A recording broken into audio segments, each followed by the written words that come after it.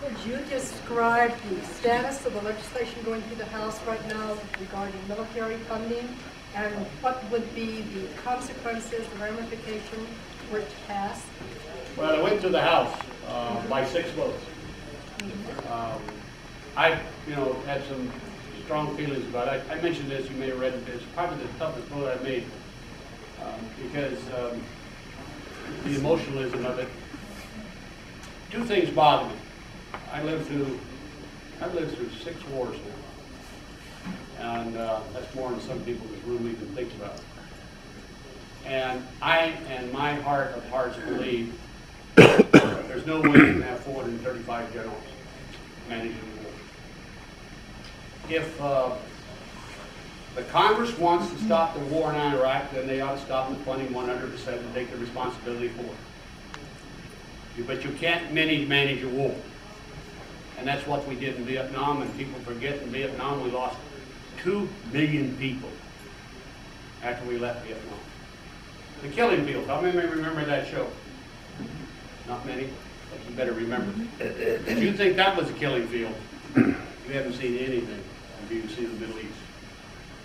The bill passed. The president will veto it. There's another reason I don't like the bill is there was $27 billion with spinach and peanuts, rice. Yeah. What the hell's that got to do with the troops? Have people stand up and say, I support the troops, but I want, $20 million for spinach. I didn't know Pop Biden was fighting this war. Strawberries. Strawberries got to do it. Rice fields. What's rice got to do? That's your name. I can go through the line. So it is over in the Senate, passed one. It's in conference now. If they don't come up, the president says he will veto it, and it will be vetoed. It will be so safe. And I challenge those that don't agree with me, if you don't want it, then vote 100%, take the responsibility for it.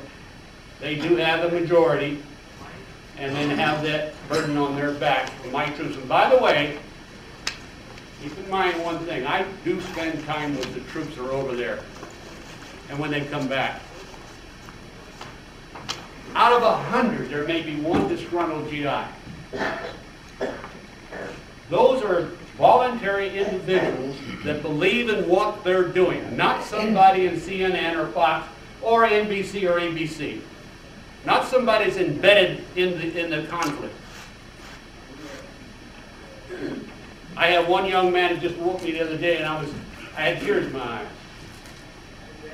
He's been deployed 3 times, but he's going back because he wants to, because he believes in his duty and his charge and what he's been able to accomplish. But you don't hear about that.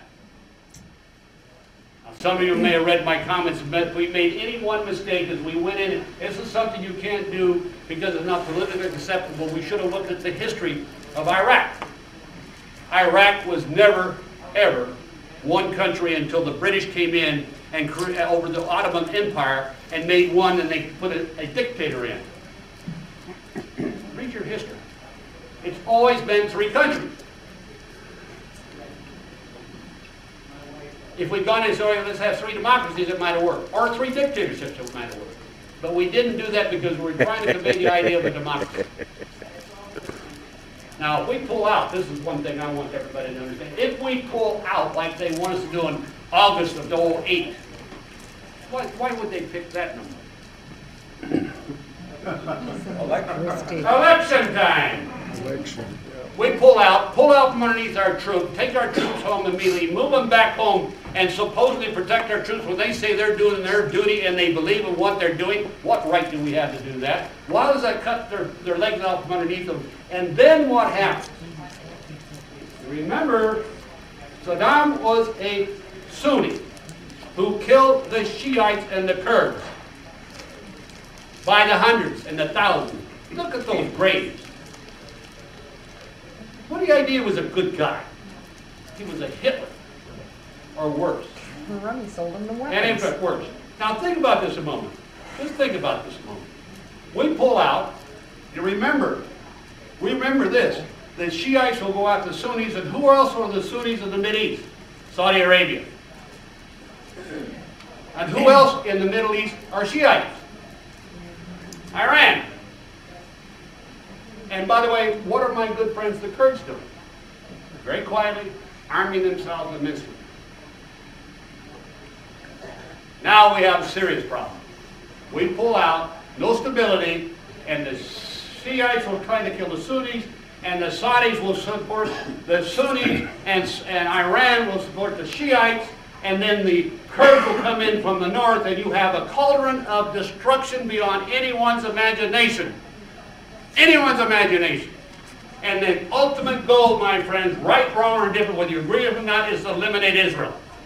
And if you think Israel's going to sit there quietly by, baloney. And they have nuclear capability, and we're in the Third World War. Nuclear Third World War. I want you all to think about that a moment. I've thought a lot, and I've read a lot, and I think I know what I'm talking about. You may not agree with me, but are you willing to take that risk? Are you willing to start that Third World War? Are you willing to take the responsibility of over 5 million people killed?